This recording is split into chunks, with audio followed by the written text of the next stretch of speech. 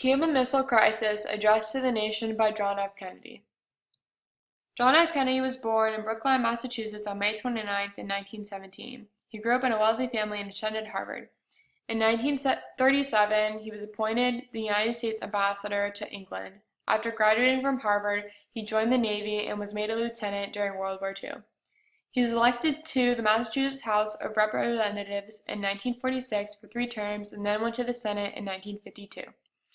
JFK married Jacqueline Bouvier at age 36. In 1960, he defeated Republican Vice President Richard Nixon and was elected the 35th President of the United States, and was the youngest president and the first Catholic to take the White House. Tragically, he was assassinated on November 22, 1963. Kennedy's address to the nation refers to the fearful uncertainty during the Cuban Missile Crisis. The crisis was a 13-day political and military stalemate in October 1962 over Soviet nuclear missiles in Cuba during the Cold War. Considering that the United States and the whole Western Hemisphere was on the brink of nuclear war due to the missile's location in Cuba, the tensions were high throughout the world. Broadcasted on the television and the radio, JFK's speech, and to those abroad, informed the people of the presence of the USSR missiles, the United States' standings with Russia, and the President's decision to enact a naval blockade around Cuba with the use of military force if necessary. The speaker was John F. Kennedy, the beloved 35th President of the United States. His occasion was an address to the nation given on October 22, 1962, on the TV and radio from the Oval Office. His direct audience was the American public when he said, "Good evening, my fellow citizens," and then the international public when he said, "I want to say a few words to the captive people of Cuba to whom this speech is being directly carried by special radio facilities." Kennedy's purpose was to inform the public of the crisis on national security when he said, "This government feels obligated to report this new crisis to you in fullest detail. Under the authority entrusted to me by the Constitution as endorsed by the resolution of Congress, I have directed that the following initial steps be taken immediately. First, to halt this offensive buildup, a strict quarantine on all offensive military equipment under shipment to Cuba is being initiated."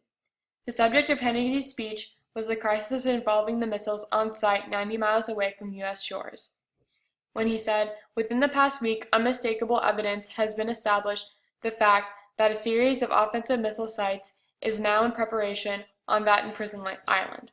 The purpose of these bases can be none other than to provide a nuclear strike capability against the Western Hemisphere."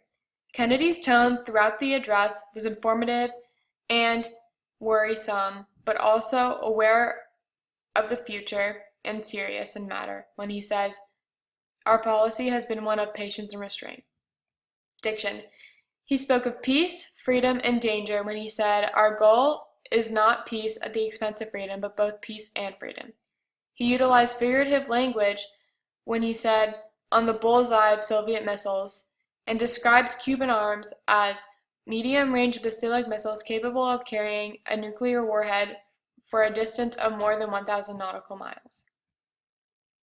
He provides logic and facts, as well as makes assumptions and speaks of uncertainties when he says, "It is difficult to settle or even discuss these problems, and I have directed the armed forces to prepare for any eventualities." As President of the U.S., Kennedy automatically established his credibility, but in his speech, his ethical appeal to the audience by stating, "Acting, therefore, in the defense of our own security and of the entire Western Hemisphere, and under the authority entrusted to me by the Constitution as endorsed by the resolution of Congress, I have directed that the following initial steps be taken immediately." He appeals to the concerns and troubles of the Cuban listeners by, "And I have watched, and the American people have watched with deep sorrow how your nationalist revolution was betrayed and how your fatherland fell under foreign domination. Now your leaders are no longer Cuban leaders inspired by Cuban ideals. They are puppets and agents of international conspiracy, which has turned Cuba against your friends and your neighbors in the Americas and turned it into the first Latin American country to be a target for the nuclear war."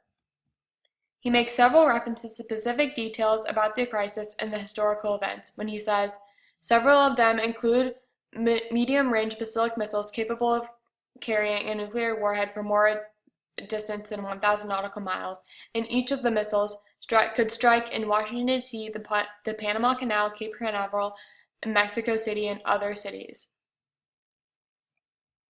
He uses repetition in his speech when he states, we have, over and over to inform the audience of the circumstances of the crisis.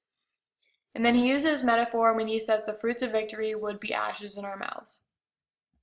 He uses parallelism when he compares nuclear weapons to so destructive and so swift. And then alliteration to provide emphasis and grasp attention.